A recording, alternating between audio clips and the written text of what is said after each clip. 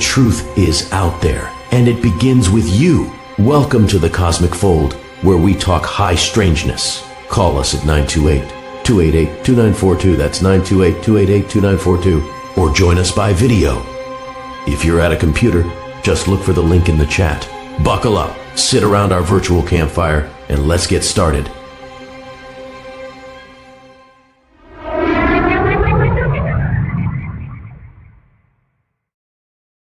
I always love that intro. I know. Well, you get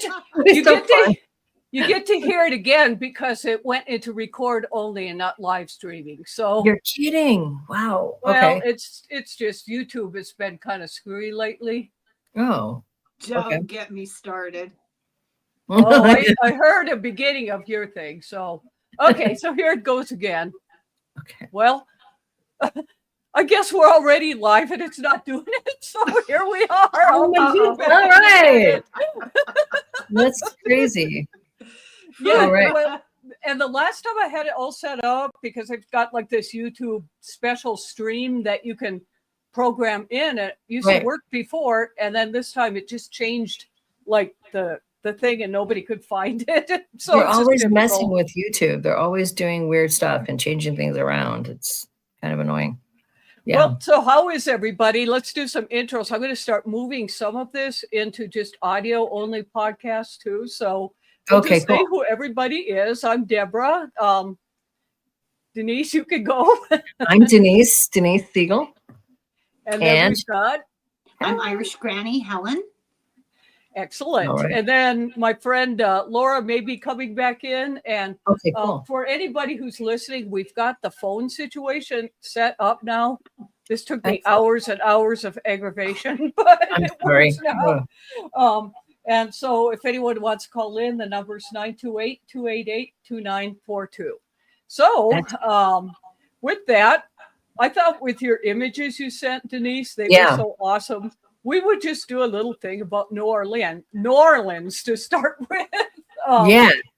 So I found some kind of weird story Sunday night. I would have expanded this and turned it into a video, but I ran out of time.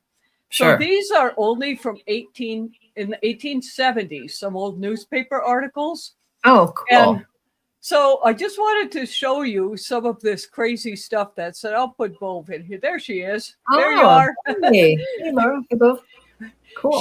She's such a woman of patience because I can't tell you how many times I made her call me to make sure. Okay, so hopefully this will show because I was trying to show Helen a cartoon earlier and it didn't. Oh, okay, it's up. There it is. Did I see it? Oh, okay. Yeah. All right, so instead of a video, I just did a PowerPoint, but these are some news story. I threw this together during lunch hour today. I did my research on Sunday, and it's like, oh my gosh, I ran out of time. But these are the ones that people don't really hear about too often. So, oh wow, goes that through bricks and coal? That is crazy. So I cited two newspaper. Am I echoing or something? Or I don't hear an echoing. Okay. So anyway, I cited two newspaper articles, but it was showing up all over the place. So you've got it in Louisiana, you've got it in Chicago. Pretty soon it started spreading like wildfire. And so what happened, so you could see one of these, and I wanted to show this article because this is how they reported stuff back then. You really have to start digging deeper for bigger stories, but they'll just do these little pithy, short, to the point stories. Yeah, so they go, New Orleans boasts a brick and coal throwing ghost. Okay, that's it. But then some of these other little stories are just hilarious. So, for example, good little boys at Columbus, Georgia, fight with pocket knives after Sunday school. That's crazy. Then the next item is, what is it that nobody wants yet nobody likes to lose? A lawsuit. A lawsuit. There's a little joke in there. then they throw stuff in about Napoleon, and some of it was just so awful. In some of these other newspapers, I was like, okay, I can't even. But this is New Orleans French. That's By the French people. But even all over the country, some of them, they had like these little, and how I'm familiar with it in my work, I do a ton of historical stuff. And actually, I'm going to write an ebook for ghost hunters so that they know how to research. That would be great. The history of a place, because I get so many people calling me on how to search National Archives. Then, of course, I've got the national, the newspaper stuff. And then, I know all the ins and outs to find all kinds of stuff. Yeah, because it's not easy to find that stuff. I'm always amazed at how much stuff you manage to dig up every week. It's kind of wild. And I know you're busy all the time. You work a lot. So that's really impressive, Yeah. So when you know how to research, it cuts your time down a little bit. And but still, it is a lot of work. So anyway, what was going on? So then I kind of just did a summary of what was happening. So near the French Quarter, there allegedly was this poltergeist. And it was supposedly throwing bricks and stones at the people that lived along the street. And pretty soon it started popping up in these newspapers all over the place. And they even had the police come to try to find out what this is, to investigate what they called unexplained projectiles. Wow. And so my next step, when I have some free time, I'm going to see if I can get into some of the old police records to see if there's some truth to this, or if it was yellow journalism that was going on, because there was a lot of that going on at the time. Sure. But now. Yes. But anyway, so the stories, there were all kinds of them, and suddenly the stories are gone. So was it kids doing that and just trying to, or even some older person try to get attention in newspaper articles? But I did think that was an interesting story, because I've heard some of those before about like stones and things. Yeah. You know what? There's a really famous case of this in England. And there was a movie made about it where there was so much poltergeist activity happening in this house that they actually called the police, and the police were involved in investigating it. Yes. And they got paranormal investigators, and it was like they really could not figure out what was going on. The paranormal investigators kind of figured it out, but I mean, there were police who witnessed it and all kinds of people witnessing this crazy poltergeist activity. So that kind of reminds me of that a little bit, And that's why I pulled it, because it was like, this was a weird one, It's a very weird one, yeah. All right, now this one was a little bit more practical. The cemetery ghost. So apparently all these people were talking about this ghost that they were seeing coming out the cemetery, and and so anyway, when was this story? 1879. 1879, February 15th, it looks like, down there, a Saturday. But anyway, here's the deal. It turns out this guy, kind of a skinny, he probably looked a little bit, that's AI. A little gaunt. But anyway, he looks creepy. He was sleeping in those creepy, he was a homeless person in New Orleans, right? And so then when they finally tracked him down, he had all kinds of money and jewelry and stuff. So he's like scaring people, stealing all their stuff. Wow! He's a grave robber or whatever too, as well. Well, he lived in the graves, And I was just thinking, I mean, I don't know if you took those tours there, Denise, but I've done some estate work. That some really horrible ones where I went with a judge to a place where the man had shot himself, and the energy in there was so intense, and nobody knew why he would do this. And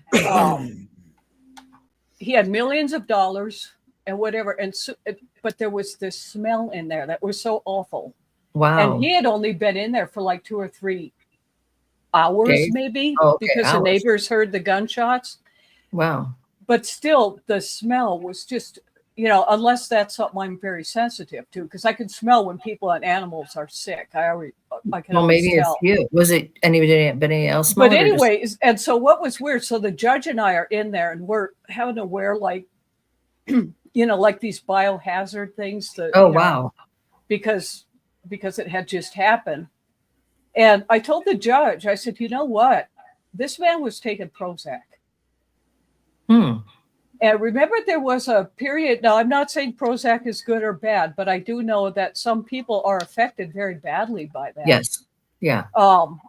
Now, like Al, who's on our Saturday nights, he's been taking it for years, and it hasn't done anything for bad for him. Right. But this guy, I told the judge, I said, "You're going to find Prozac in this house. I just know it. Or, you know what? It might be out in the car." And that's what made him just flip. And the judge is like, "Nobody can know that. How can typical man?" Right. And I said, "All I can tell you is I keep getting this. It's overwhelming. I've got this feeling about it." Right. And so the judge was going through the car, and guess what he found underneath the driver's seat? Prozac. Yeah. Yep. And Well, it was the Prozac- guys. Go Prozac ahead. is known for actually, on some people, for suicidal ideation and like really extreme suicidal ideation where people kill themselves.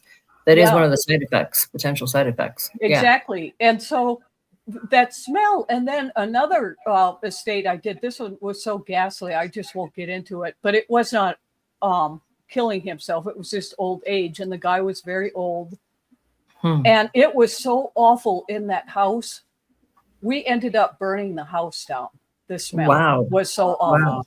Wow. And every pair of clothes that I wore there, I didn't even just throw them in the garbage because it was so, I burned all of it. Yeah. Wow. And so I'm thinking for this guy to like live in these places. I've never been to New Orleans, so I don't know if there's, what the atmosphere is like in some of those tombs. I've been to that. I've been to that graveyard that there's a lot of like, they're all over, they're sitting on top because basically there's too much water and the graves will come up out of the ground. So they have all these like, basically, what do they call mausoleums? Them? Mausoleums, yeah. Yeah, that's the word I was trying to find too. I couldn't find it, but they're all buried in mausoleums, and they're kind of like little houses. So it doesn't smell. It doesn't smell or anything. It's just, people are embalmed, put in those mausoleums, and then I would imagine, though, that. I mean, it's creepy and it's weird, and there's a lot of crime actually in those robbing rings and earrings. There's all kinds of weirdo people that hang out in those graveyards there in New Orleans. They're extremely dangerous for some reason, probably because of people trying to rob the graves. I guess because they're above ground, they're easier to get into maybe, and there's a lot of voodoo stuff supposedly that happens in those graveyards too. And so it's just they're just really kind of weird and creepy graveyards. They're way more, there's a lot of crime in them too. That's what I had heard that. So this is one of them. His idea was nothing new. He probably had a bunch I guess not. It was a long time ago. Yeah. 1879. Wow. Yeah. Okay. So now we get into a very strange story. Ghost pizza place. Oh, wow. Okay. Now this one also, it showed up in dozens and dozens of newspaper accounts. Wow. And including the Boston Globe, which wasn't so yellow journal-y. Right. Pretty reputable. Some of the other ones. Right. And 77. Yeah. Yep. And so what had happened, so there was this mansion or house or whatever, and it's in this neighborhood, and anybody that tried to stay there just couldn't, because there was like all this crazy energy in this place. And so these different stories, some take different angles about what was going on, but it would literally like pull the carpet up and like on its own, like roll this up and shove it up into the like burning fireplace and things like that. And there would be things like flying around, and so the whole neighborhood is just like terrified of this place. And as time goes on, nobody can live there. They would hear like walking and stomping and like this weird like wind going around through there. And so it got to the point, it's like this horrible, ghastly, abandoned place in the middle of a neighborhood. And you know how those vines, they all start coming in the windows. And so it started looking like that. And so All right, so I kind of mentioned that it was basically a very scary place, and so anyway, this he was the chief of police, and his name was Stephen Leary, and he's like, you know what? We're just going to go there because the neighbors were just terrified in this place, and so he decided that he would get a band of people together, and they would confront whatever is in this house. And so they go inside the house, he and these 6 people. Oh, and this was for Irish Granny. So I thought, okay, is Stephen Leary real? And it turns out, yes, he was. And there was like a whole bunch of Irish cops in New Orleans. Yeah, I bet. There's Irish cops everywhere. That was their sort of profession of choice during that period of time. You know, Irish people. It's pretty good, good at roughing people up. Yep. But anyway, he showed up in the footnotes in this book. And so it was because I thought, okay, let's just see if they're making this stuff up or if it was a real person. And it really was. So I would love to get into the police records on these things to see. Yeah. But that was for Irish Granny. Thank you. Okay. Chief of police. So he gets a detachment of 6 armed men, and it's twilight, and they go armed men. That's going to help with a ghost, definitely. Well, you know, they probably were not entirely sure and thought maybe, you know, random like troublemakers were going in there. Maybe. Yeah. And that's why I put the other story first, because it could have been like those types that was staying in the graveyard or one of those kind of people. So maybe they thought, okay, this is what it is. We've got to clean up the neighborhood. So they're all armed, and they go in and they go into the living room, and they're like standing like in a circle facing outwards is what they did, according to the news account. And so then what happened? So the Boston Globe says suddenly a burst of wind blew the light out, and they heard it coming. An invisible and irresistible force seemed to burst up through the flooring under the feet of the policemen, and each one simultaneously felt himself seized from below and violently flung against the ceiling. Oh my God. And so I brought this up because, Denise, you were like one of those people that felt like your heart being clutched. Yeah. Mm-hmm. And it's very rare that people go through some kind of physical manifestation like that. But the fact that this is in all these newspaper stories, I just thought was very strange. And so they require, so things never changed. And this is how the article concludes. And yet the city would not pay the bills of the 7 doctors who attended the faithful men thus grievously injured while in the discharge of their duty. I wonder how badly they were hurt. If anybody had like spinal cord injury or head injury. Oh, wow. I don't know. It must have been, because if they're thrown to, and then, you know, and they have these doctor bills, all of them have to go see it. Yeah. That's messed up. And so then I just, you know, out of all these different stories, I just kind of did a summary of what happened. So, sometimes, but pretty consistently, they keep saying it was 7 people. And once again, close to the French Quarter, Rampart Street. I don't know if there's something still there. It is. Rampart Street's still there. Mm-hmm. Definitely. Then other ones that did some follow-up said that these police would just not go back. It was like, this is just so awful. Yeah, they survived, but they would never go back. I don't blame them. And a lot of times with these things, you know, police are the kind of people that don't talk about this stuff, you know, like the lady was talking about last time. Yeah. Right. And they may see things, but they don't talk about it. It says that the story occasionally surfaces in some blogs and sometimes in the real thorough ghost tours, but it's you rarely see this one in all the YouTube videos about things that go on out there. You know, I kind of wonder sometimes if these kind of stories are omitted because they're so violent and scary, like they're almost too scary, because a lot of people I think are, oh, it's fun, it's kind of creepy. But the idea that a ghost could physically hurt you is something that you don't want to believe is possible. It's a bridge too far. It's a bridge too far. Yeah. Exactly. All right. So those were all the stories I had time to do. That's a lot. Yeah, you got Well, some great stories. Well, Wow. we did some the last on Saturday about all these UFOs, and I made these videos, but they take forever to do. Now, this one was a cartoon I did. If it shows, it made me think of Denise. Can you guys see it? Yes. Yeah, look at this ice.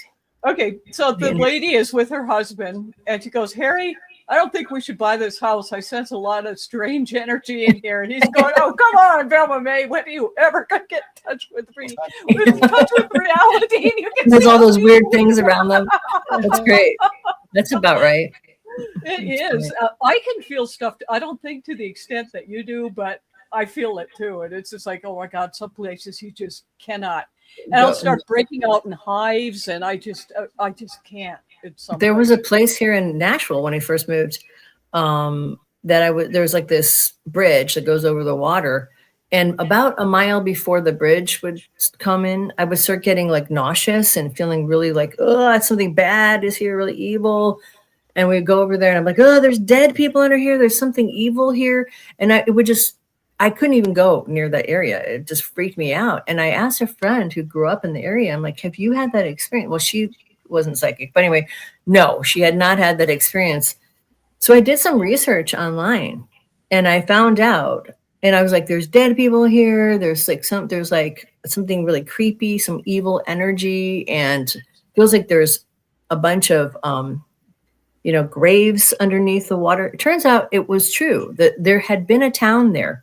And the civil engineers had eventually flooded the area and built a dam.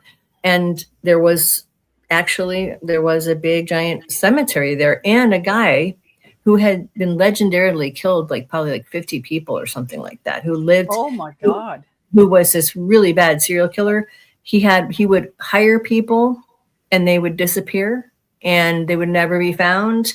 And this was a thing that happened over and over and over. And he had this big piece of land. So he'd hire poor people to come and they would never be seen again. And they knew he had killed a few people, but they estimated he had killed, probably dozens of people. And he was just really evil. And so I told this, my research to my friend, because I'm kind of used to it now. I can kind of deal with it because I know it's coming, but there's always crazy stuff happening around there. There's that shooting, that Waffle House shooting was really close to this area. There's always crazy stuff happening in this area. I think it's the energy of the area. And she said that, she was like, she didn't know what to think. And then about a week later, she was doing a UFO, because we were in MUFON together. She was doing an investigation of a sighting not far from that area. And she interviewed this police officer who talked about going to that lake at nighttime, trying to save someone. And this thing came out of the water. He said it was like black. And he said he would never go back there again. He got so terrified. He told the police precinct he would never go back. He was so freaked out. But he told some other stories about other police officers seeing just really creepy things. There's been more drownings there than any other lake in the United States. There's usually several dozen, and this is not a big lake. It's a little lake. Yep. I mean, it's really creepy.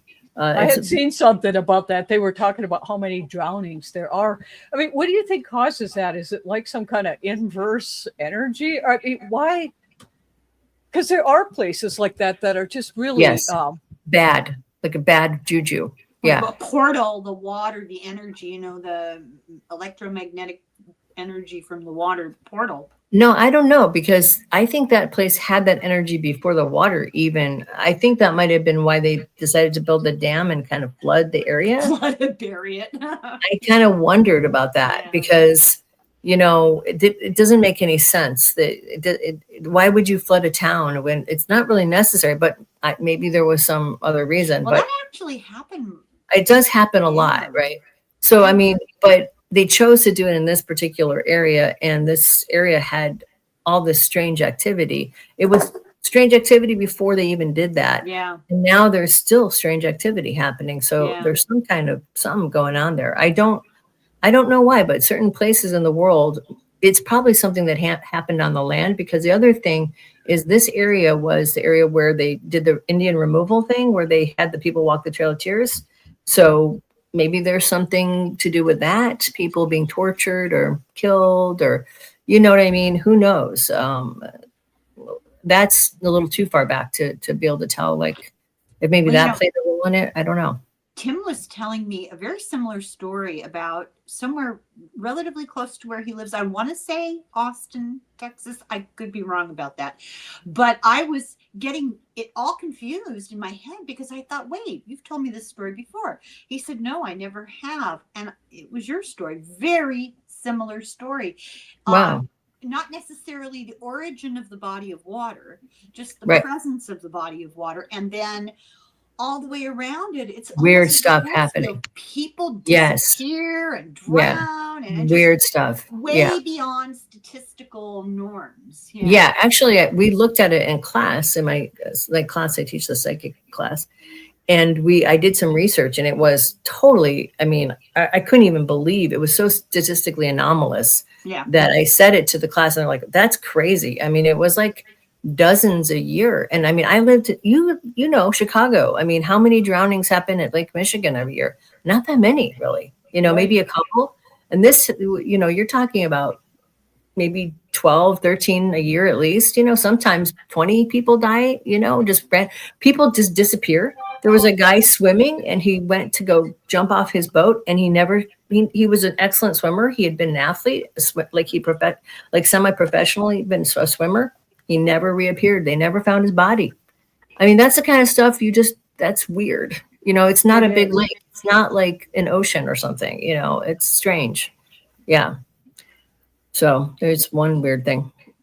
Those other go ahead. Lake Evil. Bermuda Triangle. I mean, you're there and then you're not. Yes. Yeah.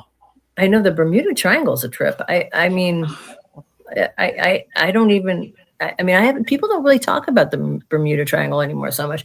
But back in the 70s when we were all growing up, it was hugely, it was always on television, and like people are embarrassed to talk about it because it became a subject of ridicule. But they still cannot account for all the people that have disappeared. You know, it's kind of like, well, we can't explain it. The explanations are too weird, so let's just look in the other direction and pretend like it doesn't. It's not happening. Yeah. Yep. Okay. Crazy.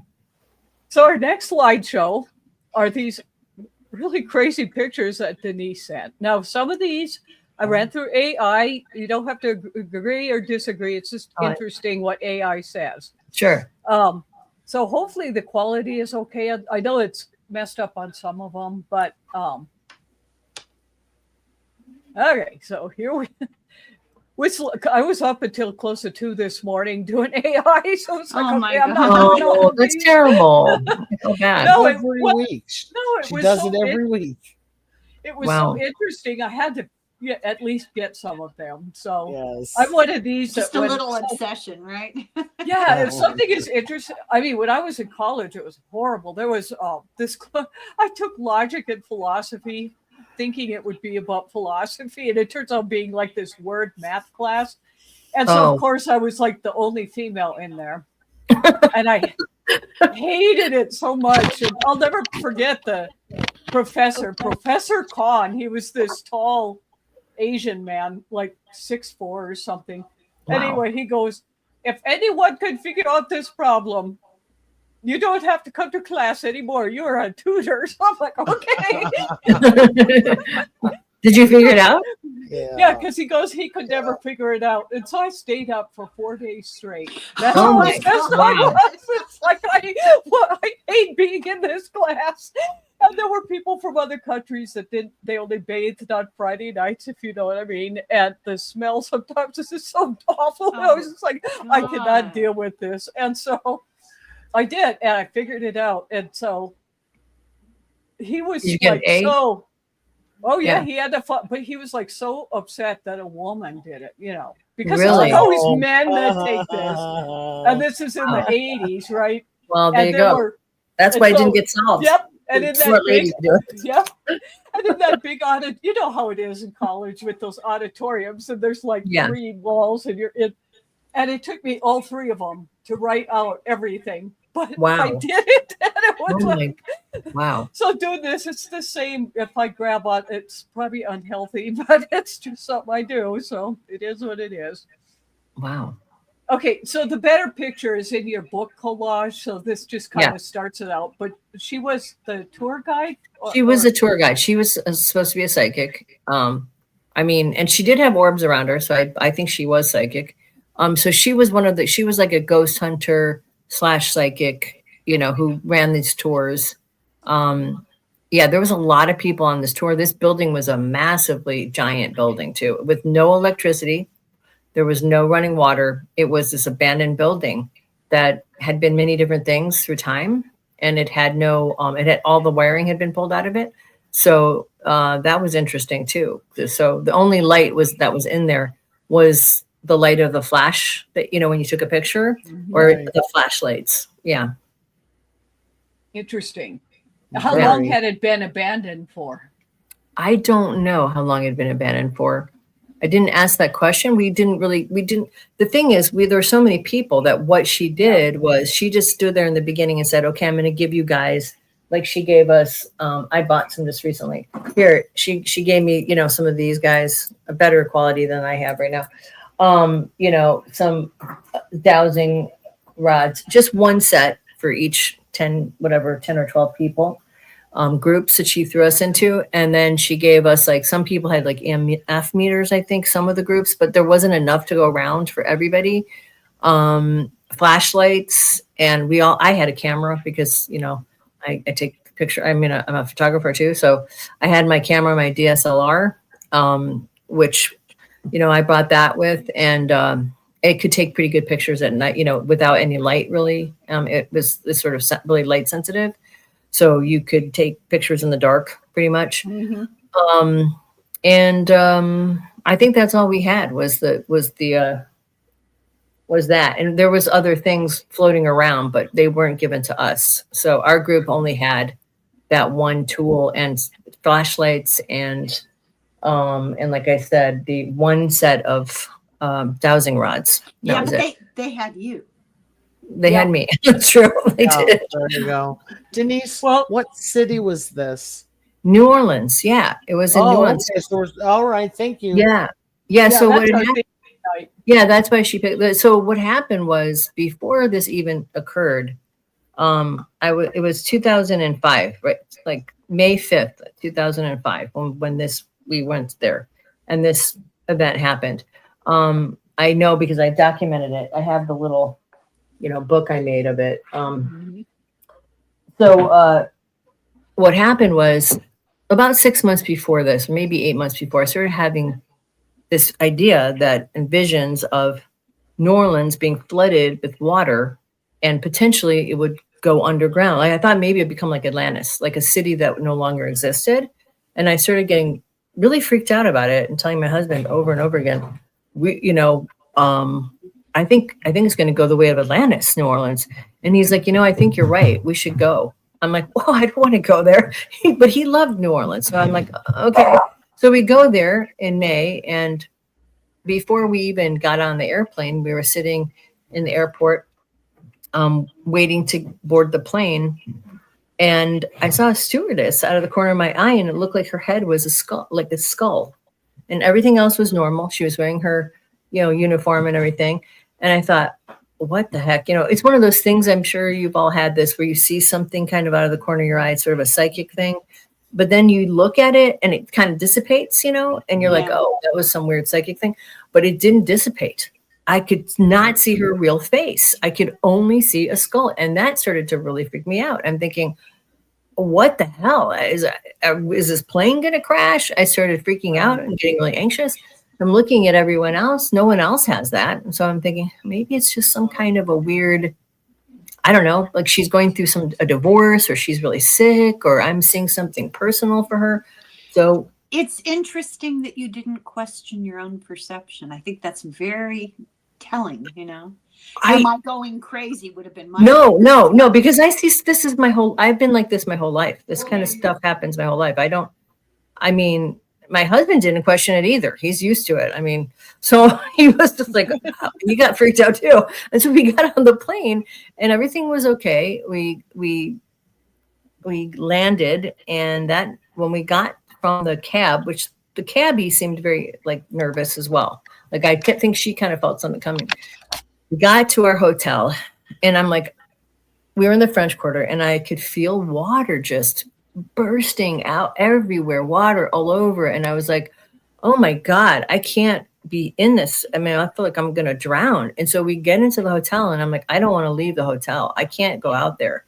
So I was like that for the first night where I didn't even want to leave the hotel. I was so freaked out. So finally I settled down. We went out like the next night. We had some dinner that night, but then we went out for real the next night, and we were looking around and walking the streets, and we were on Bourbon Street, and there was a bunch of people always getting drunk on Bourbon Street. There's always a party happening there.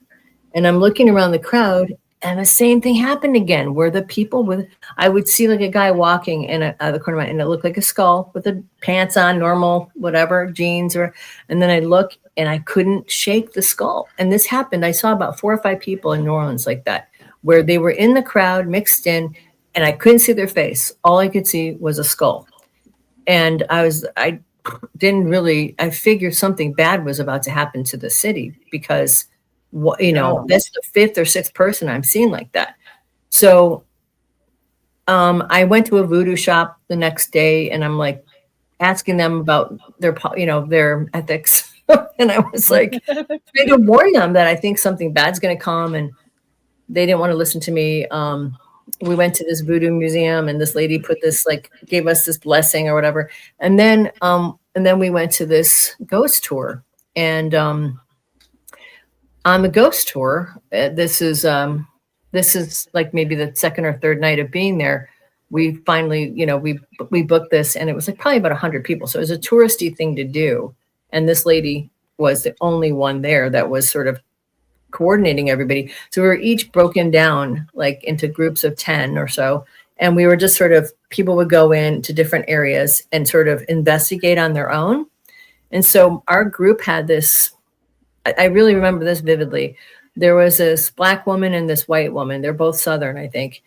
And the white woman is very nasty to the Black woman, like just very bossy and rude and stuff like that. And it was embarrassing, actually, and just kind of awkward to be around. It just was kind of horrible. And this, you could see in some one of the pictures where there looks like there's this lightning streak. Mm-hmm. We'll get to that, yeah. And then this other guy, the guy who was married to the bossy white lady, he kept saying, like, I feel like somebody's touching me. And I could tell there's this woman who was a nurse, and she had a thing for this guy. And I just could feel her around him, and I knew she was a nurse, and I started telling them about the story about her. And every place we went, I gave them, there was a prostitute in this other room, and I was just giving them the blow by blow of what I was getting. At the end, I told her at the guide, and I was right. All those things had happened in that space. But the pictures we took were the real evidence. There's some really weird pictures. So, and that's what you have. Okay. Yeah. So this is, now it doesn't show too, you'll see in the AI analysis it does, but in the upper left-hand side, you can see sort of like this mist that's starting to appear by the feet. And we can see a bit. Now this I did run through the AI. It was interesting what it found. Okay, so you can see it actually better. If you look to the left of the feet there, the writing may be hard to read. So I'm asking AI. So we're just basically introducing ourselves. I find this is so stupid and it's so unscientific. When I do like stuff like, groundwater well analysis or whatever, I'm very to the point with whatever, with AI. But these pictures, I find that if I'm real friendly, I get better results. That's so funny. Okay, so basically it starts going through the light streak, and it tries to determine whether it's a reflection or glare. Right. If there's light leak from the photo or the camera, or if there's like a flash bounce or double exposure. So it starts to go through. It wanted to know what kind of camera you were using, and DSLR. Yeah. Mm-hmm. Yeah, it was a digital camera. a new one. It shouldn't have had a So- light late. The next thing it did, it goes through what it calls an edge detection analysis to see if whatever it is moving, and it compares the brightness. And so anyway, it found no significant motion or blur. It said it has diffused edges, which could indicate a shadow, a transparent object, or some artifact. So let's see where it went next. So then it says, okay, so this is hard to read, isn't it? Yeah, it's okay. I'm trying to. I can tell you what, I'm going to move it into the full screen here. Okay. Okay, so it at that point I went through the other one you were talking about that had the yellow thing, and it started mixing up. I was thinking there must have been some. It got really confused. I thought, well, this is a first for me with whoops. So anyway, I kind of jumped through to the ones that count. So then it started to enhance the image to see whatever this is. It did heat maps, contrast. I mean, they really go into detail. That's really interesting, though, that in front of that where that is, it's colder than on the other side. It's really weird. And that was happening. There were cold spots in the room. You could feel, obvious cold spots because it was hot out. It was really hot, even though, because it's New Orleans in May, it was warm. And there were cold spots in that house. And that's really interesting. That shouldn't be like that, especially in front of that person, their legs. That doesn't even make sense. You know what I mean? Yeah. Just a second. Okay. So then, it says it's not a photo defect.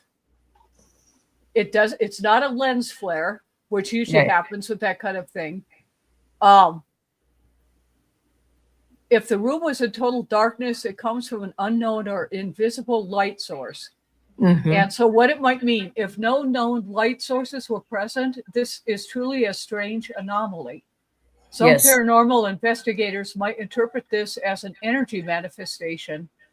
Scientifically, it resembles a light trail captured with a slow shutter speed, but the lack of a known source makes it unusual.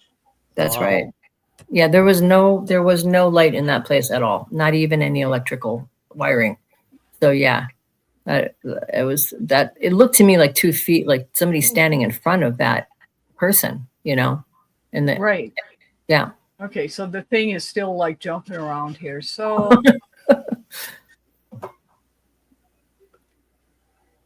all right, so then it keeps getting everything like messed up. And I said, what are you talking about? I'm going to start a new chat.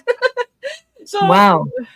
All right, so these were your pictures that we could just show. We could maybe that was so smart to put that together as a book like that. That's really cool.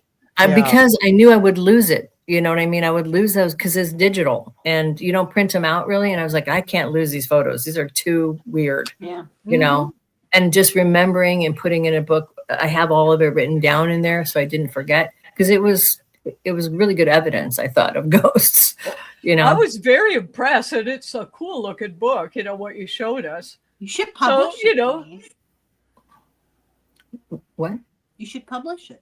Oh, it's not really that. It's just a little book, but I probably put it online and then make a link to this. I'm going to put it on my Substack and make a link to this program so that people can watch it. Yeah. This is 4 months before I looked it up. 4 months before. 4 months before Katrina. Yeah. Which is amazing. Do you think that before a storm, paranormal or poltergeisty stuff amp up a little bit or not? Yes. Yeah. I mean, I think so because I had been to New Orleans before. I'm getting the chills. I'd been to New Orleans years before, and there was stuff there. I mean, we went on a different ghost tour, and there was creepy things, and but this was on a whole other level, like the people with the skull heads in the crowd. And I think because there was this really weird thing that was about to manifest, I think even the people there felt it. I mean, like I said, the cabbie was wigged out and she had all these Bible verses taped all over the place on her cab. And she was talking about feeling anxious and worried something bad was going to happen. So I think it was kind of pervasive. I think some part of everybody knew something was going to hit there, If you they were sensitive. the belief or at least embrace the theory that metaphysics and plasma physics kind of meet in the middle. And if you work from that point of view, things start to sort of gel and make sense. Now, I'm going to give you an example, and you're going to laugh at me, but if you think about it, you'll realize what I'm saying. There's a field of energy around us, right? And some people tune into it better than others. My grandmother used to complain that she knew when there was going to be a storm because her bunions hurt. Yeah, right. I get a backache. Yeah, or I get a migraine 2 days before. A physical manifestation of a change in the energy. Now, some meteorologists would say, oh, that's just a high and a low barometric pressure. It's not, though. It's the same. No, it's not, though. It's not barometric pressure. I'll get like a migraine 3 days before it rains, and there's not a barometric pressure change. And my other friend who had migraines he also had barometric, but they call it barometric, but it's not. We would get it 3 days. The pressure doesn't change 3 days before a storm. The other thing I notice is if I see the water spirits, which I call them that because they're like blue flashing lights. If I see that, I won't get a migraine a lot of the time. But if I don't see it, I get a migraine. It's like they have to tell me somehow. If I'm not paying attention, they'll make my head hurt or something. I don't know. That's my theory, but there are a lot of people who get that happen though, like 3 days barometric migraine sufferers. That doesn't make sense. You know what I mean? And there's a lot of psychic people, I think, who get migraines. So it was before the Los Angeles fires. I mean, it was just horrific migraines, Yes. Totally. Oh my God. It was, and so if I'm near proximity where a fire will happen, I get nosebleeds, really bad. Wow. But this was just such a bad migraine. It was making my teeth hurt. And it was just like, I mean, just horrible, like, cover your head and die kind of stuff. Because and then you throw up from it. And, it's not fun. No, not fun at all. No. I had that before the fires happened out there. And I'm not surprised. Like, what is coming? But I didn't think it was around here because I didn't have the nosebleeds. And if something's going to happen closer to my proximity, I also have like this tinnitus kind of thing where a real high like that, just constantly. You know what? It's interesting that you say that because the other thing was we were there we were in Bali right before that tsunami happened. We were there in I know that's crazy, but we were there. Listen, in do me a favor. Don't go anyplace. I know. And that's my husband always makes a joke. He's like, everywhere I go, there's a disaster. We went to Australia, and then we thought, oh, it'd be good to go on a vacation to Bali because we'll probably never go to Asia any other time because it's really close there. And everyone's like, oh, yeah, you should go. As soon as we got to Australia, though, I was like, oh, my God, there's going to be a massive earthquake in this area. I could feel it coming. We go to Bali, and again, that same feeling like something disastrous was going to happen. I wasn't just me. My husband also started having anxiety. Oh, geez. Yeah. And he was like, we were actually eating lunch at this place where there was this volcano that, it was kind of a semi-active. It doesn't do much. Every once in a while it might blow. He's like, the volcano is going to blow. Yeah, he's like freaking out. We got to get out of here. I'm like, no, we don't. It's not going to blow. There's nothing happening right now. Just settle down. Because he could feel it too. We were both really could feel this big thing coming there. And then a few months later, that tsunami hit. And we were like, so you were there in the fall and it happened on We were in the fall and it happened in December. Yeah. We were there like in October, I think, or something like that. October, maybe early November. Yeah. Not long before. Yeah.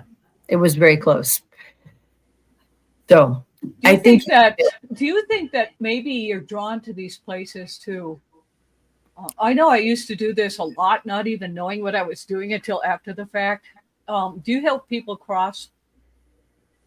I have done that. Yeah. So you may have been in these. It's not me though. I'm not the one who wanted to go to these places. Exactly. But you're being put in those places almost to create like an energy pattern.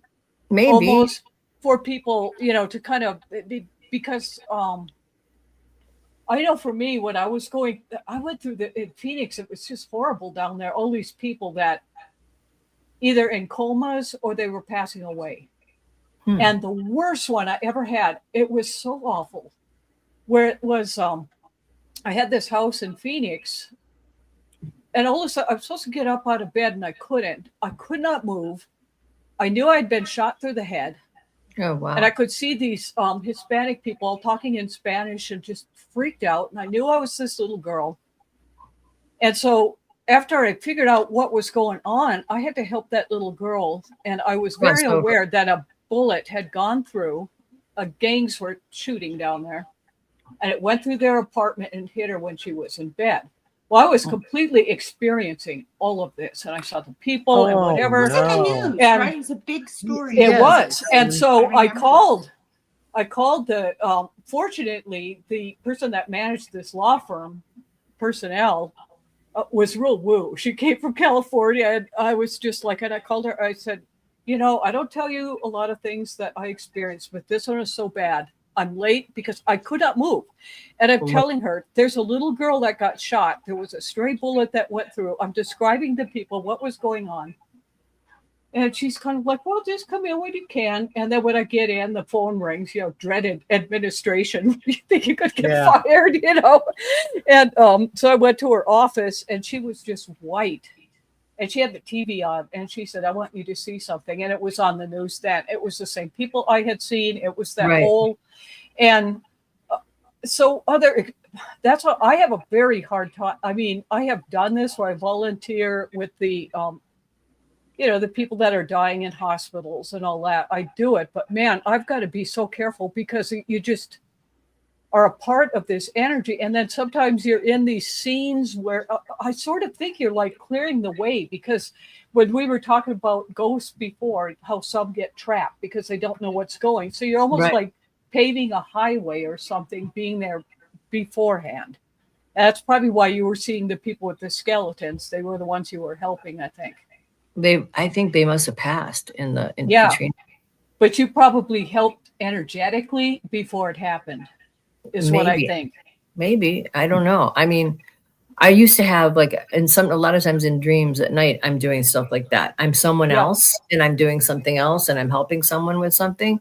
But in that case, I mean, I never had anything like that happen before. That was just very strange. And like I said, not being able to clear it was the weirdest part of it, because normally those things kind of dissipate when you look into, you know, they kind of go away. But that was strange. So, yeah. Did you feel while the Katrina was going on, like real out of sorts, like all different places at once?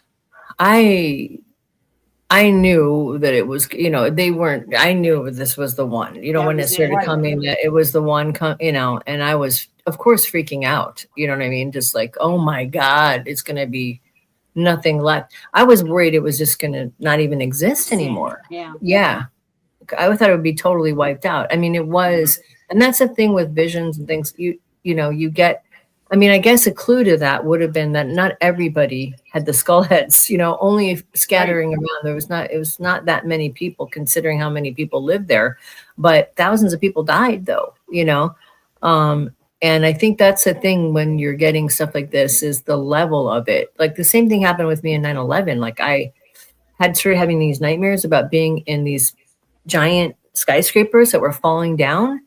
And that night I got completely freaked out, and something terrible was going to happen. And I couldn't sleep all night long. I turned the television on just as the first plane, and I never watched television in the morning because I used to be like a night owl, be up all night. And, you know, like I was not normally up in the morning. I turned the television on, and that was when the first plane was hitting. And I called my mom, completely crying and freaking out, going, oh my God, thousands of people are going to die. The thing's going to fall down. It's bin Laden. And then the second one hit, and they were still thinking the first one that it was like an accident. I'm like, it's not an accident. Oh, no. And it was like, the buildings are going to fall down. And she's like, calm down. It's going to be fine. I'm like, no, it's not. There's like 100,000 people that work there. And it's like thousands of people are going to die. And I was like crying. And I was inconsolable. I like knew all of it as it was happening. It was really bizarre. It was just some kind of bizarre miracle that more people didn't. I know it. Yeah. That to me was always one of those things where I was like, it's amazing. I mean, it's horrible that 4,000 people or almost 5,000 people died, but it could have been 100,000 people or 50,000 people easily. I mean, that was spirit protecting those people, I think, because they were.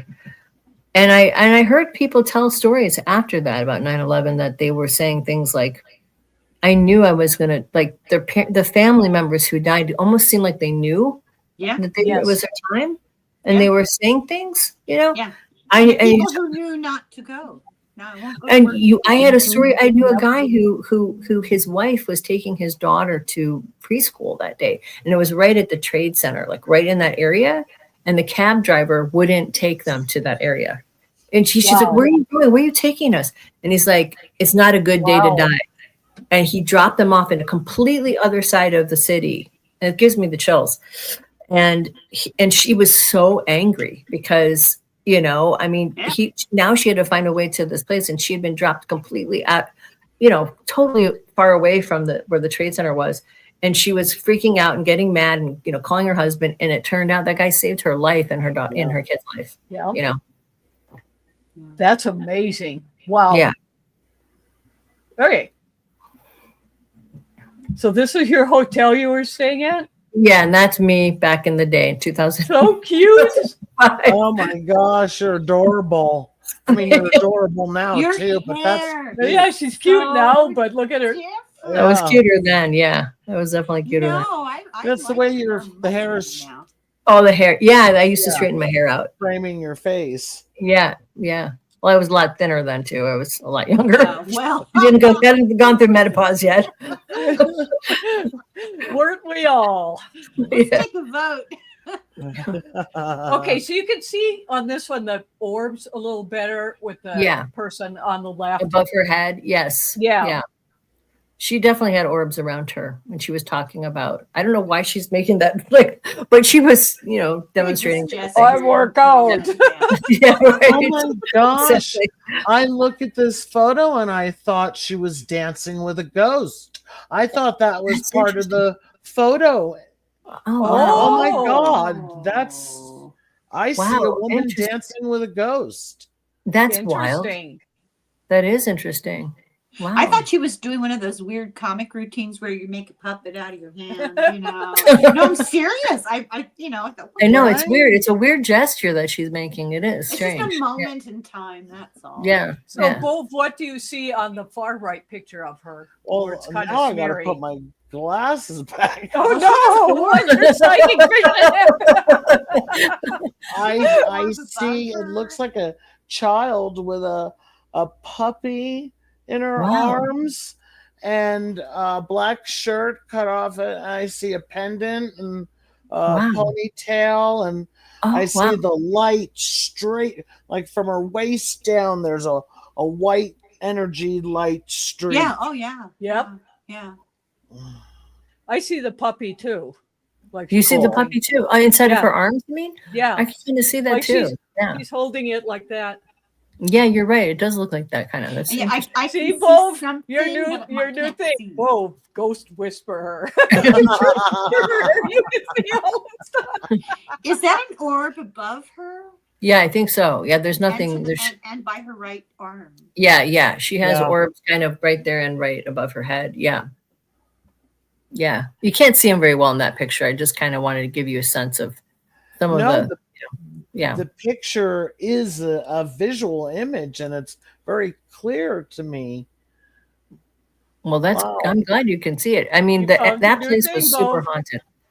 Yeah.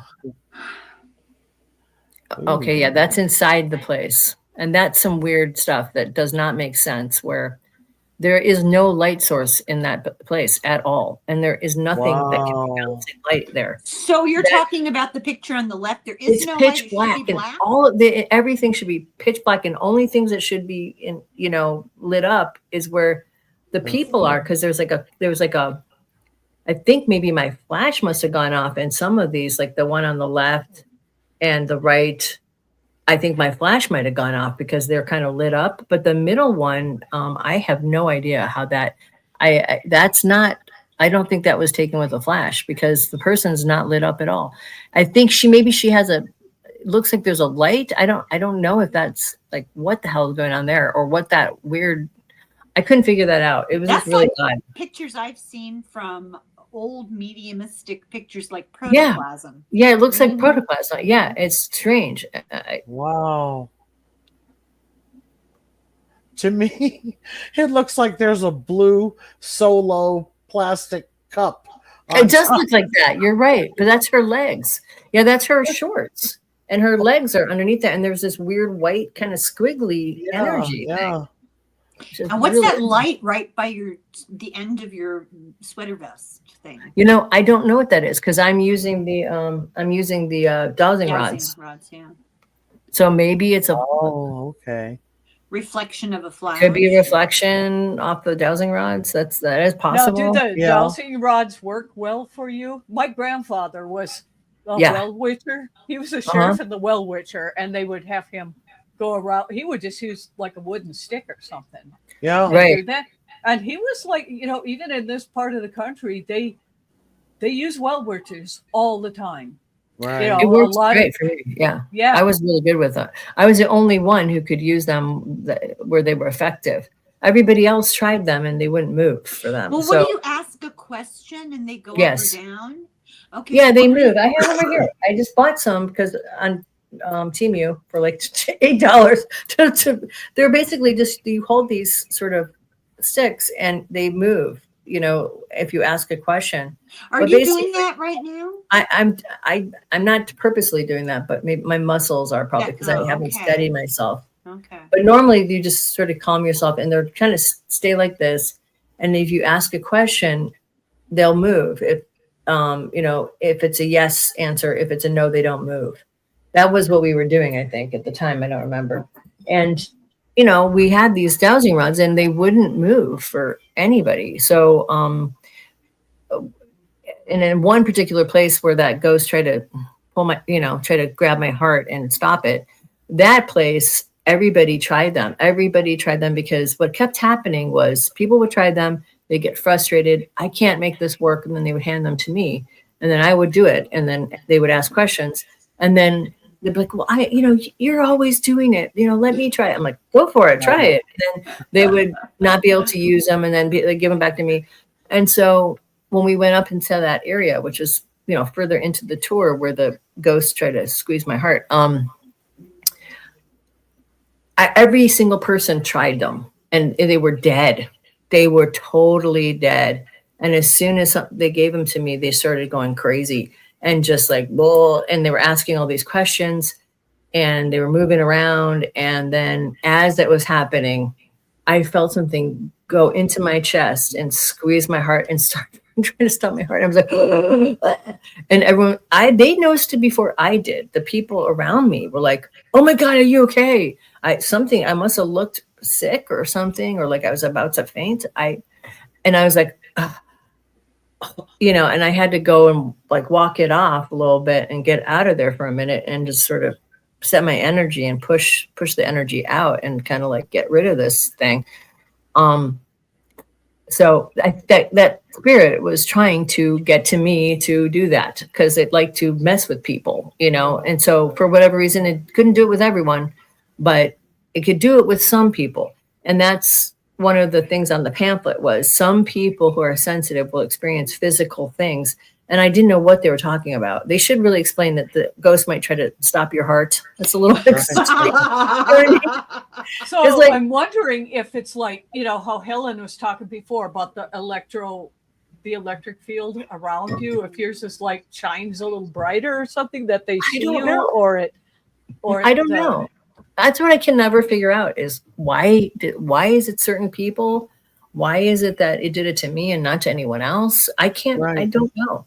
And why was it that, you know, I was the only person on that particular tour that happened to, but I told the lady afterwards, I'm like, hey, you know, this ghost tried to stop my heart. She's like, oh yeah, it happens on every tour to someone. I'm like, really?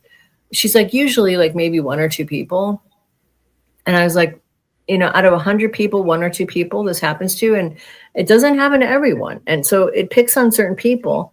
So I'm thinking that the ghost is probably strong enough to influence some people and not strong enough to influence other people. And that's what it's waiting for. That was my guess. I don't know, because she said, it was always people that are kind of sensitive, who are psychic, that happened to. It wasn't, not that there aren't people who are levels of psychic, but they must have been more tuned in to that kind of phenomenon. Yeah, like what wavelength you're on. Right. Yeah. I don't know. But still, I mean, something like that would just be awful. Because, like, what if you have a panic attack, or you don't have people around to see what's going on with you? Or I know. How long did it? It lasted. Yeah, I agree. They need to give better. They should have told people about that. I don't know if I would have gone on the tour if I knew that might happen.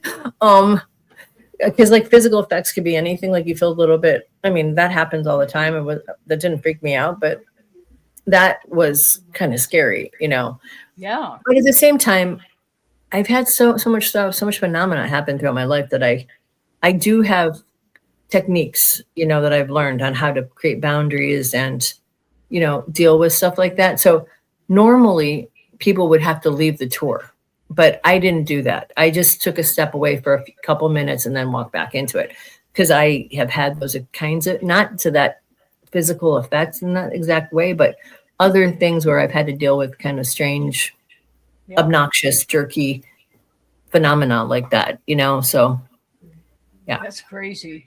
That is It is crazy. crazy. Now, that is a really weird one.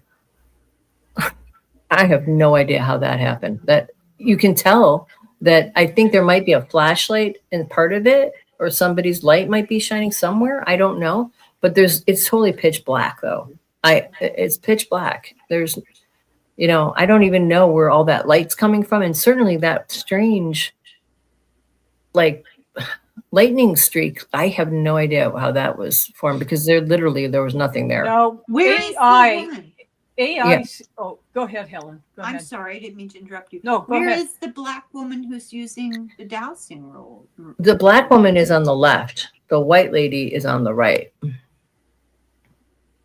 And she's like, I think, well, maybe I'm wrong. No. Yeah, no, the black lady I think is on this side, and that's the other. I don't remember. Because but, you know what I see?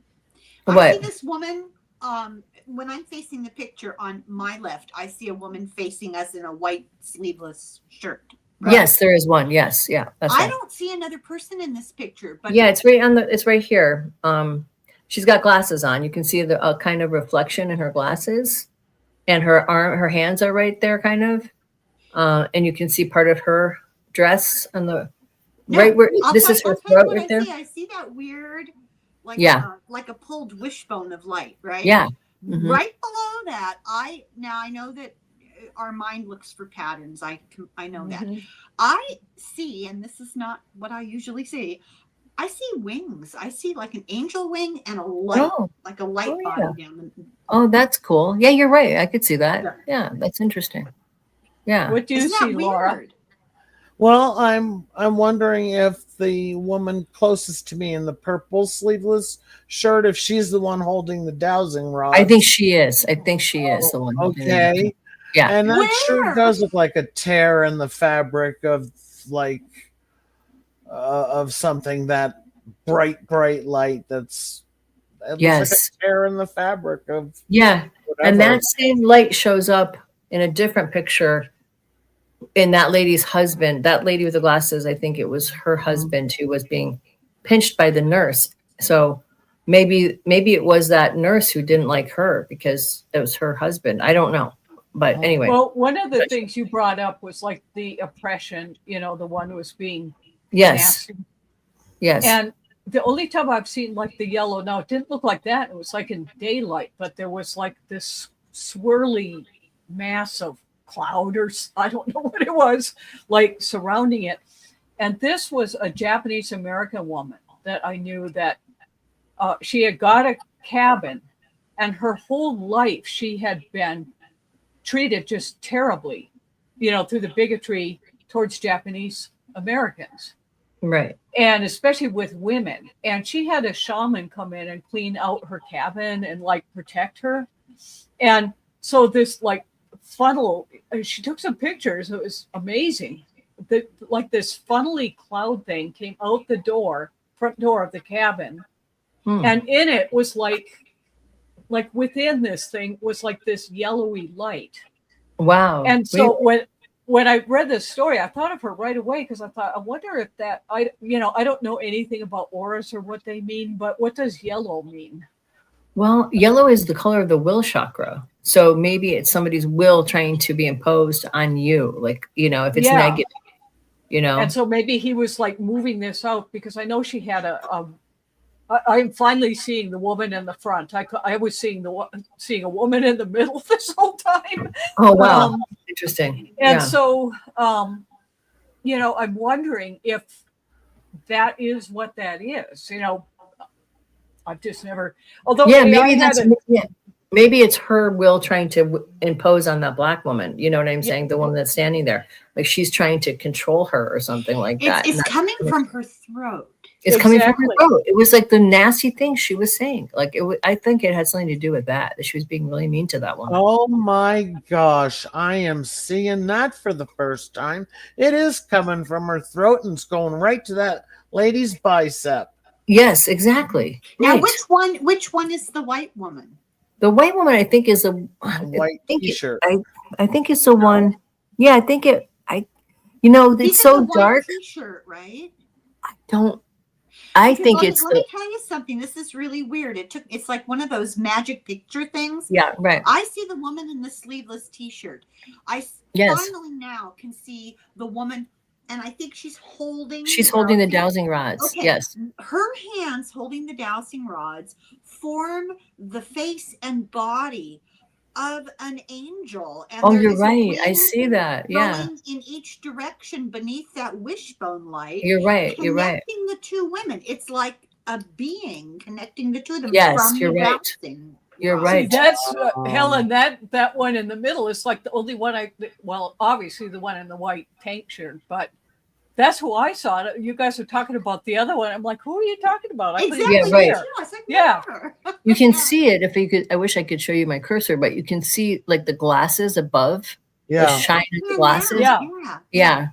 Yeah. And her hands like that. Yeah. And she's. I think it's the white woman who's doing the dowsing, but she's giving that other woman crap while she's doing it is what I think was happening. And there's like this protective entity, and I know that. It says the black woman is using the divining rods, so it was a black woman, and she was, I think, the black woman was using the divining rods, I guess, and the white woman was telling her how to do it.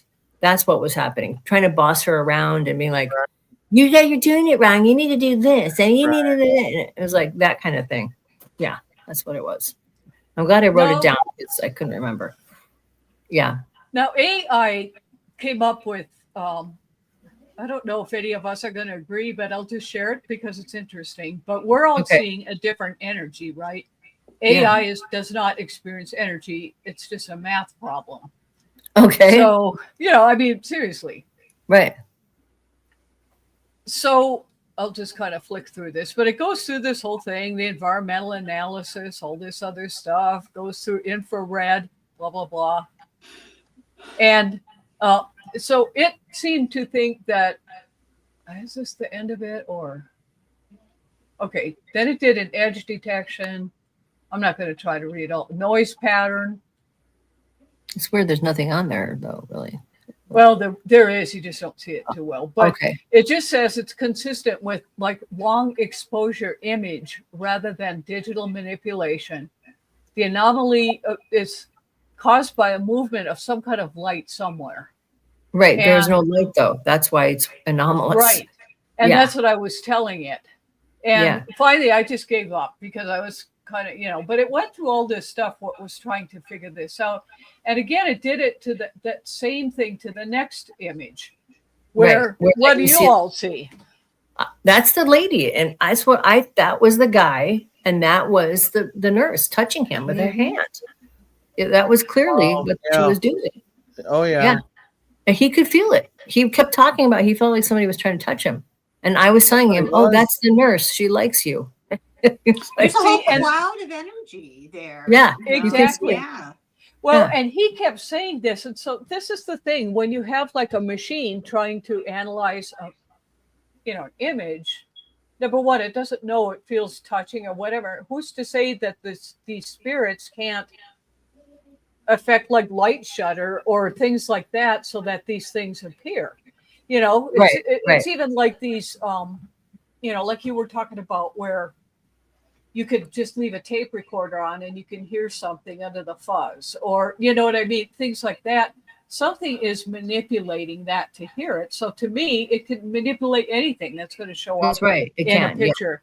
And the Right. thing that, for him having said that he kept feeling that, now the AI just kept, well, I'll show you what it said, but it was like I had a hard time believing that, but it was like, well, okay, I'm just running an experiment here, and experiments, you don't, prejudge it. Right. So it was very, very skeptical. And so Right. let me see if I can make this bigger. So Well, all I read can it. tell you is that there's no It was light. trying to say it was pareidolia. I was telling it was no light, but it kept saying double exposure. There could have there that one probably was with a flash because he was lit up. But there is no other light, ambient light in that room, Right. except for the flash. Yeah. You can see So that he that- was lit up, like in a Yeah. normal way. But But to draw a conclusion about that that's not based in 3D Newtonian physics, you have to have a willing suspension of disbelief, and you're talking about AI. That's Yeah. well, I mean, the other thing Right. is that, I can understand. I mean, there are things like light leaks and things. Light leaks happen though. I was a professional photographer too. I mean, I took photos. I mean, that was a professional level 35 millimeter DSLR. It was brand new. And there's no light leaks in it. I took pictures everywhere else and there was Yep. never anything like that happened. So, I mean, that has to, I've had that camera for years and I still have that camera, but I don't use it anymore because it's kind of outdated. But that camera never had a light leak, never ever did anything like that before or after. It was only in that situation. And it's true that if you were taking a picture in low light and there was a candle or some kind of source of light and you were moving it around a little, it could that could Yeah, I happen. would do that. Yeah. But there was not a single light source in that particular, but that's why the flash went off. Because if there was a little bit of ambient light with somebody like holding a flashlight nearby, my camera was sensitive enough. I had it set to be like at 6400, like, old cameras, you would push your film to like really high. That camera would allow you to push it so that you could get a picture with very low light. It had a really sensitive chip in it. And so it wasn't being, it was slower, than, so it had the potential, like you'd have to hold still. And I didn't hold perfectly still. And that's why they're a little bit blurry, but there was nothing else there, so that's all. One of these days, I'd love to have some pictures and then do it like live in the presentation. Because I don't have all the information when I ask the questions. Sure. To really hone these in, because I do think that with the right questions and prompts, you could get some good stuff. Well, I'll tell you what, this next picture, they don't look that great with this, but this one, these blew AI away. But do you want to kind of tell everybody what on earth this is? That's my head right there on the side. My husband decided to take a picture of me as we were leaving, and it was completely pitch black behind me. And he used the camera, he used the flash. So I'm completely blown out. You can't see any features on my face. And all you can see is that weird little, and there's two pictures that are separate pictures in which the teeth are slightly different. So that little, whatever the fuck that is, that weird talking teeth thing. You're going to find the AI very interesting on this. Yeah. Okay. Very interesting. Okay. Okay, there it is again. Different one. Yeah. Because you had 4 images. Mm-hmm. And where again? And then the screenshot kind of cuts it off, but it goes up, It should be farther down the middle. But right. This, and that's and that's close up a bit. Yeah. I mean, the original. What? Here's the original picture in this book is much, you can't, I had to kind of zoom in on it because, you know, it's like it's at the end here, I think. Here it is, where it's me. You can see like my whole face, and there that little yeah, dot. yeah. Okay, that puts Yeah. it into perspective. Yeah. Okay, so all right, this is why it's up until 2:00 this morning. So we're running through 4 pictures, and it's like AI is like as obsessed as I am, right? And Wow. I just did like a little, you know, picture thing to just show all of this analysis. I mean, we went through so much stuff on this; it was crazy. So there was so much material that AI said, "You know what? You want me to prepare a report for you?" And I said, "Yes." Wow. Wow. Sorry for the screen. I didn't have time to change the fonts. That's Anyway, all right. gives it, Fine. but AI definitely saw this as unexplained teeth-like manifestation. Yes. And There's no well, way to do we knew that.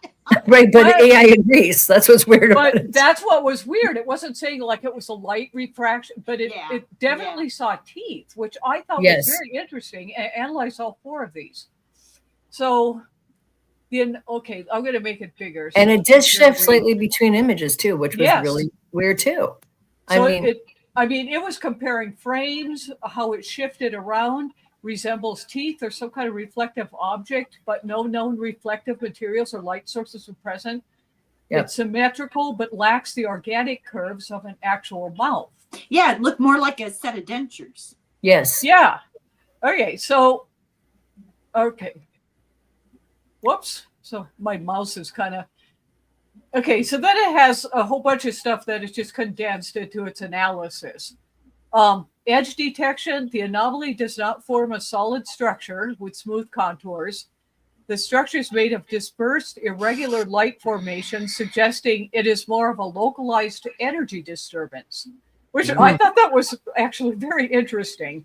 It is. Then when it did the negative overlay and it did colored versions, all this stuff that we were doing, the anomaly canceled out evenly, indicating it does not have depth or volume like a solid object, Wow. but it does not behave like a traditional reflection, which would typically show smoother transitions and changes in light intensity.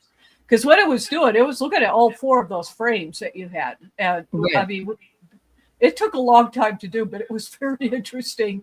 Wow. So even a spectral color breakdown, it's heavily composed of a blue light, indicating low energy emissions or scattered light.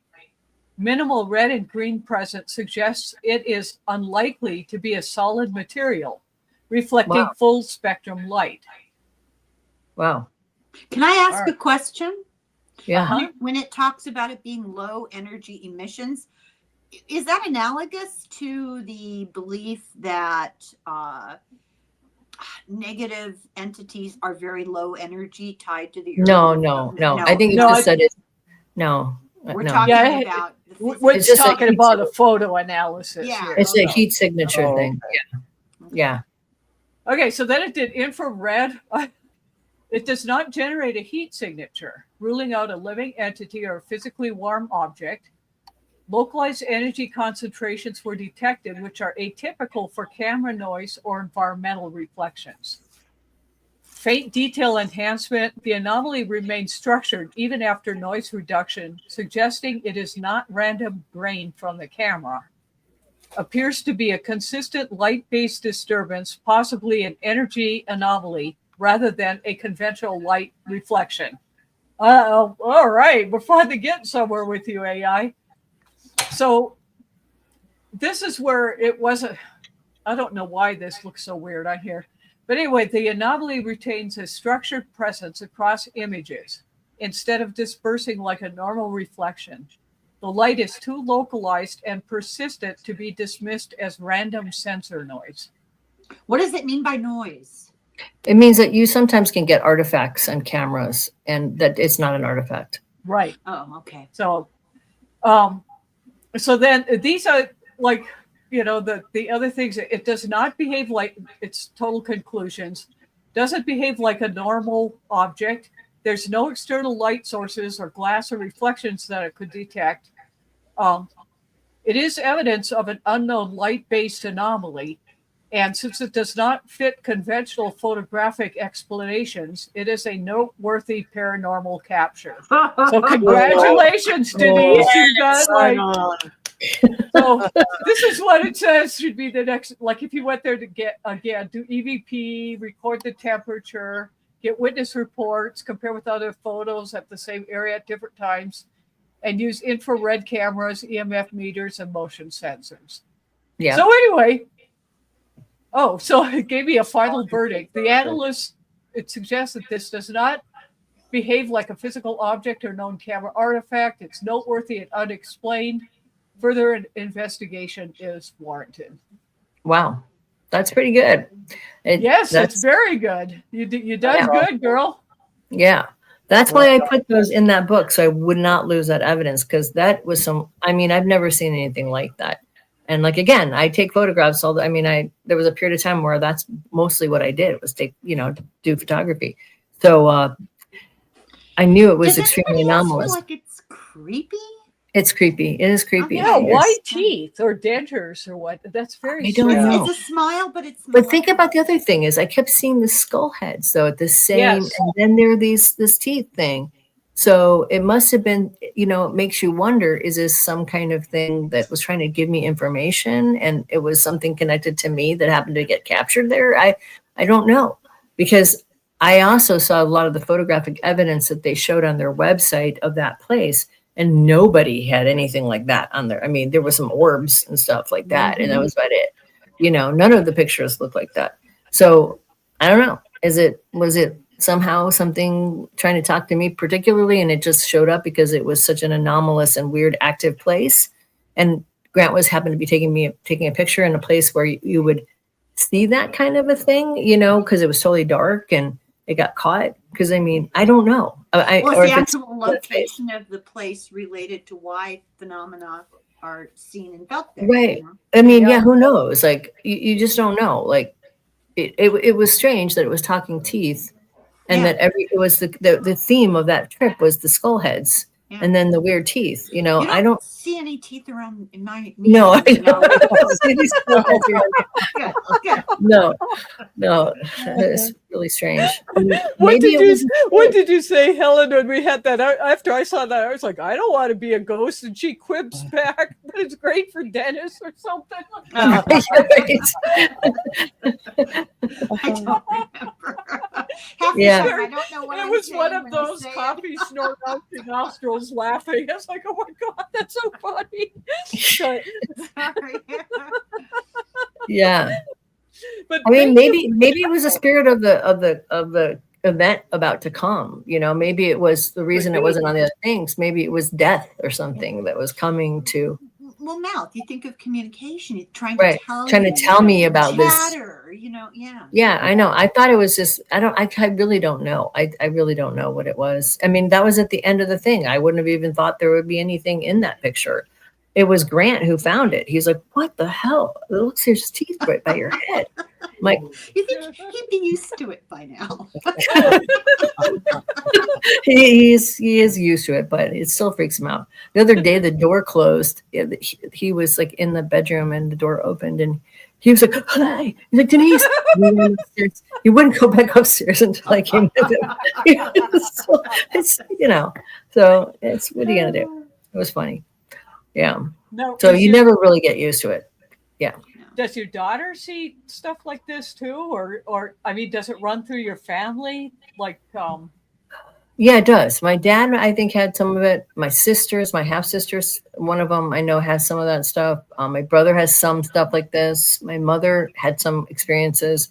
My daughter has had some experiences. So everybody. I know my aunt had some stuff. Like my father's sister and my grandmother. So it's on both sides, in different ways. It runs in families. It runs on both sides. Yeah. It's not likely that my children are watching, so I can say this, and it's not nothing enormously humiliating that they're not used to. So when I had my oldest daughter, she's my first, right? And my husband worked nights, and one day I was sitting on the couch. I was nursing her. She was about 6 months old, pretty pre-verbal, right? So I'm sitting on the couch and I'm thinking to myself, I cannot wait for this baby to fall asleep so I can get something done, you know? She unlatched herself and looked at me and said, no. That's great. Okay. Wow. She read mine. That's Oh my gosh. Runs in the That's family. Funny. Well, this was so interesting. Anyone else have anything? Or we kind of went over our hour, but that's okay. Oh, wow. it's That's a the fun good group. stuff. I just love talking with you guys. It's You fun. guys- I know. I love it too. It's really fun. I look forward to this every week. It's a lot of fun. Yeah, well, it's just a different, we've got the stress of our jobs and then what's going on Yeah. in the news that just like, Yes. oh my God, I can't deal with that, Yeah. Just It's nice to talk just about go out something yes. totally, totally different. Yeah, it is. Well, and I think that when people have these experiences or see things, it does change your perspective a little bit. You know, Absolutely. especially if I mean, I grew up in a pretty hardcore cult, and it was hard to like totally get into the cult or even believe it. I had, like I said, I've always said that little bit of fear, like what if they're right? Yeah. But for the most part, I think it was easier for me to get out than other people because I've had these crazy experiences. Mystical experiences. Yeah. Yeah, and so it makes you realize this, the physical is not all there is. Yeah. Right. That's right. That's right. Yeah. And I also think, now, did you ever have anything that like scared you? One of the things that the ghosts taught me, now I don't deal with it anymore. If they're around, I don't want them. It's like leave and they're gone. Right. But at first they scared me. I couldn't sleep. I mean, when I lived at this place I called Hell House, I mean, I got down to like 80 pounds. I was a skeleton. I was scared. This damn thing is throwing me around. It was so awful. And but finally, when I learned that I had the power to make those things stop, and if they wouldn't stop, I had the right to leave, which is just as empowering as making something stop. To just say, you know what, I'm allowed to leave. I don't need to do this. Mm-hmm. Right. Right. Well, it's the same as some people are vulnerable to predators in life. Yes. Three-dimensional people. Yes. Some women are victimized over and over, and to learn how to cope with that, it's the same kind of notion. It is. And when you grow up in a cult where it's the men, the boys, the women, the girls, and the dogs, and they were just like really, really into this patriarchal kind of thing. After that, my whole personality changed, and I think the ghosts for that, because it was so freaking scary, and it was like nothing that nobody else can come fix. Right. That's right. But you had to figure I it out. learned I had the power to do that. And so I think that when people have these experiences, it can be very empowering if you see it for what it is. I had that experience when I was that whole with the black line and the moth creature, and there's just like relentless stuff going on. And I finally was like, fuck you, get the fuck away from me. And I just freaked out and got so angry and like, leave me the fuck alone. And it finally kind of stopped, and it started to settle down, and I started putting up more and more boundaries. But I found that when I had rosaries all around my bedpost and everything, and I was praying every night to Jesus to save me and stuff like that. It made it worse. It made it a million times worse. Yep. And it was like, everybody tells you, oh, you just say I plead the blood of Jesus or whatever. That did not work. It just, and I think it was because, and in retrospect, I realized it was because I was giving my power away and expecting you have to take your power. That's exactly read my mind. Well, and it's also done in fear. You're looking for an outside savior. And so, the prayers and I mean, when I was in Hell House, it was so awful. I mean, the Catholic Church would not help me at all. I mean, the ones that finally did was the Church of England came, but and a psychic. But I'll tell you what, the Catholics, they did say, well, here's some crucifixes, put them around, and I was like desperate because this place was horrible. Yeah, but so the minute I put them to the wall, and they always bothered me anyway. Right. It's just so gory to me. It's Yes, so it's very upsetting disturbing. to me. Yeah. But anyway, the minute I put them on the wall, They're it's just like upside down. flips off Yeah, right they're at just me, trying to yeah. stab me, and it's like, okay, this is Yeah. not working. At No, all. it doesn't work. It doesn't work. And that to me was a huge, that experience at 12 years old was the thing that was a turning point for me to realize that organized religion wasn't going to work for me at all. Yeah. Like Right. that wasn't going to work for me. I couldn't use it. And I had to find my own power and I had to find a way to control this stuff. And it was not that I had that period of time, which was completely over the top insane. And then I had another period when I was about 18 that was completely over the top insane, which I had to tell you guys about at some point, but it was the same thing. And at that point, I started studying kind of shamanic practices. Mhm. And that was the only thing that kind of sort of got it so that I can control it. And it doesn't. Is that your kitty behind you? As a man. Is it a man? Yeah, there's Okay. a man. I thought it was like a little cat. Kitty, Oh. kitty, kitty. That's mine. Tomcat. But you know what George Carlin said? Just to end What? on a note. George Carlin said that if Jesus had lived today and died today, all the Christians would be running around with little electric chairs around their necks. Oh, that's exactly, true. it's Yeah. true. And it's a death know, cult. Yeah. And so for I don't want to denigrate religion because I think Right. that for some Yeah, people, people it's need it. wonderful. Some people it works great. Yeah. And for them it's not like a fear thing. It seems like more of a community, and Yeah. it works for them. But Right. for others of us, it does not work for us, especially if you've had like these experiences that are considered, by many churches to be wrong and devilish Demonic. or whatever. Yes, demonic. Yeah. That, it just, you can't make it compute. There's just no way. Right. No, I think that's right. I think, like you said, if you can, it's a whole other, I think in astrology, because I'm an astrologer, Sagittarius rules those kinds of religions. It rules those kind of religions, structured religions, spirituality that you can teach down from one person passed down. But Pisces is the mystical realm. They're very different things. It's spiritualism. It's these experiences. There's mysterious, weird things that we really can't understand, that you're immersed in, that you feel this oneness with. And they don't go hand in hand completely. There are mystics who are religious, and there are religious people that are mystical, but they're very different kinds of. And some people are just too far out on the the Piscean side. They can't really make any use of the Sagittarian side of it. You know what I mean? I think that's right. Well, there are a lot of astrophysicists and religious PhDs in religion, like Diane Pasulka, that book we read, Encounters, who are actually in agreement about this stuff. And they're saying one man's Lady of Fatima is another man's UFO alien. experience. Right, sure. Yeah, they're similar. All in between. Yeah. That's right. Yep. Yeah. Yeah. I mean, shamanism is the way, most medicine really comes out of herbal kind of old ancient herbal uses, like aspirin and things. And that comes out of shamanism.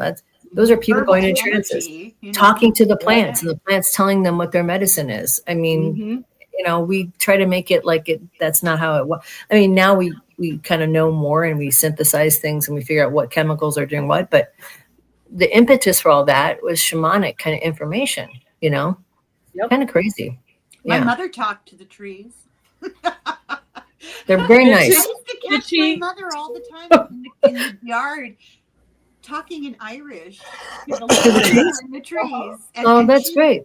Yeah, and she was fine. There was nothing wrong with her. No, right. No, the trees are living beings. I mean, why not talk to them? Well, there were beings in the trees. Oh, the yeah, trees right. themselves. Spirit. Yeah. Yeah. No, I know. Yeah. This, yeah. I have that. Yes. I get that with animals, little animals. It's like they all have. That's why I'm a vegetarian. It's like I cannot eat a sentient. Yeah. I mean, while I was eating meat because it was convenient, but I grew up having a butcher, so when you have to do it, you know what's involved, and then I just had nightmares just constantly for meat. It's like, okay, this isn't for me, but they all have songs and voices. I can hear them. Wow. And so when like stray cats always come when they when it's time for a new pet, and they tell me their name. They have different songs. All of them have songs and like these shapes that float around. Cool. That is cool. One time I was walking down the street here, and animals like me for some reason. So I look behind me. Same here. Yeah. And there's a sheep and a goat, a couple of dogs, some cats, and I had like this parade. Yeah. It was Dr. like, Jules. So cute. and so like my friend Elaine that was on that first, she didn't tell the story, but she and I went out because I was like obsessed with archaeology, and she would put up with me, and we'd go to different places, and I heard about some ruin. So we're walking across BLM land, and a lot of that is, it's leased to the ranches or whatever. And there was one of those longhorn, those great big horns that come off the neck and impale you. Yeah. Yeah. And we were like way out in the middle of nowhere to run, nowhere to hide, no trees. And this thing comes towards us, and Elaine is just like terrified.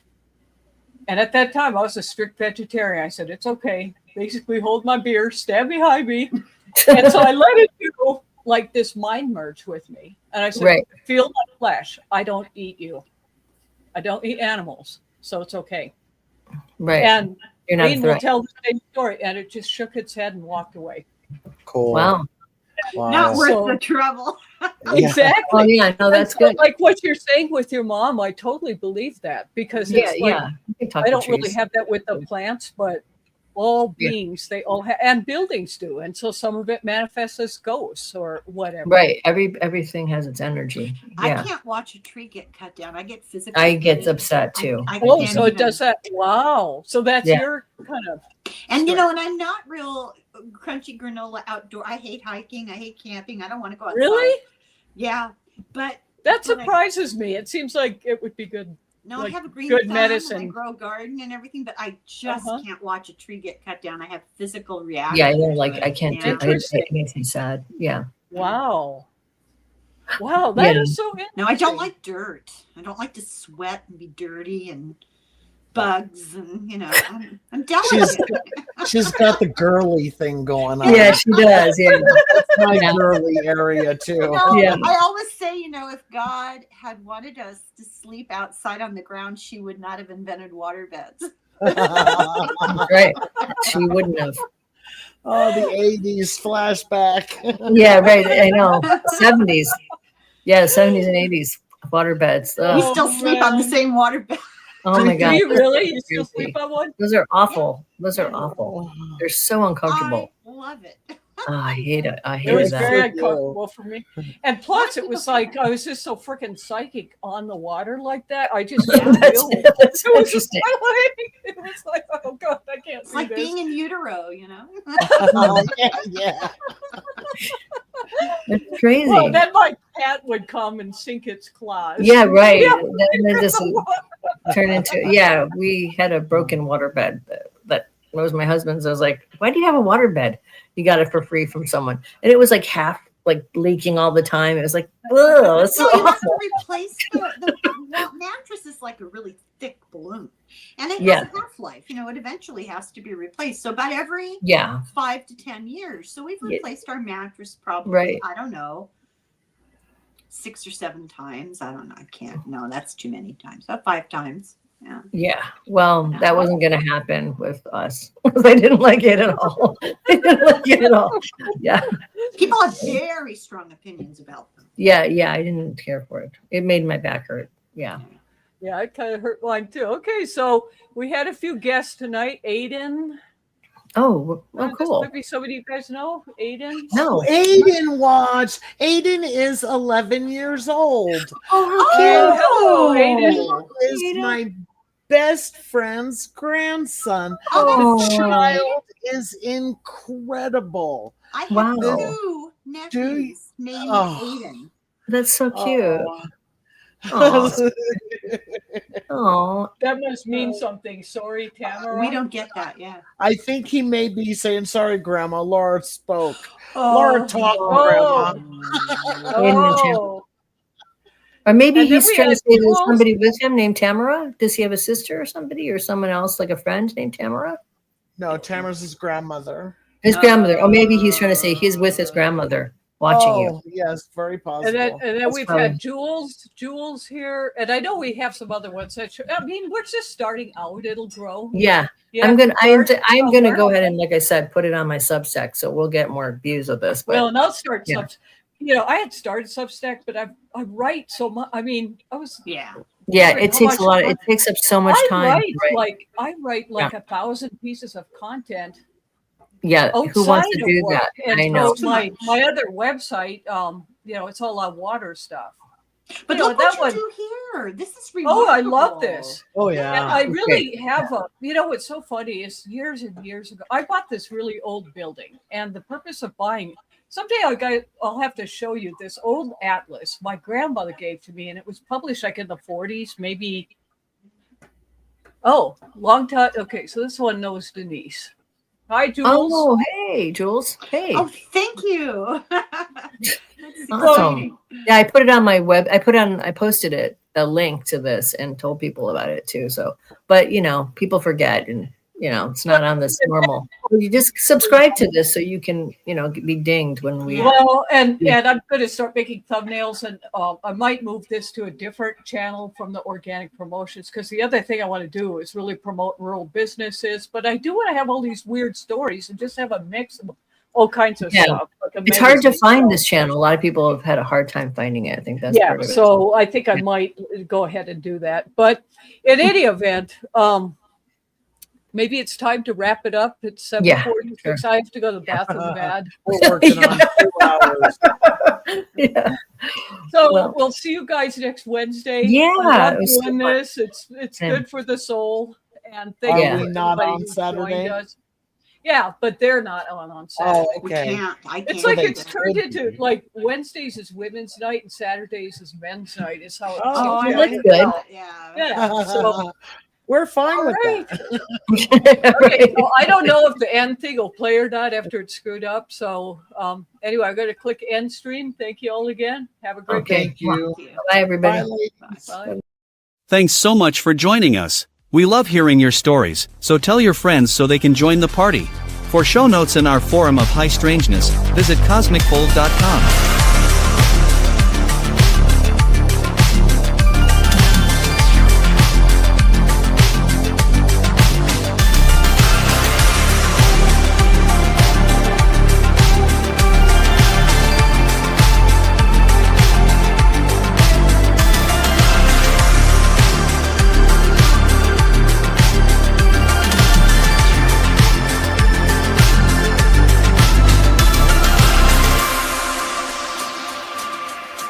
Remember, Cosmic Fold airs live on Wednesday and Saturday nights, so be sure to subscribe and click the notification bell to know when we're on air. Thanks again and have a great evening.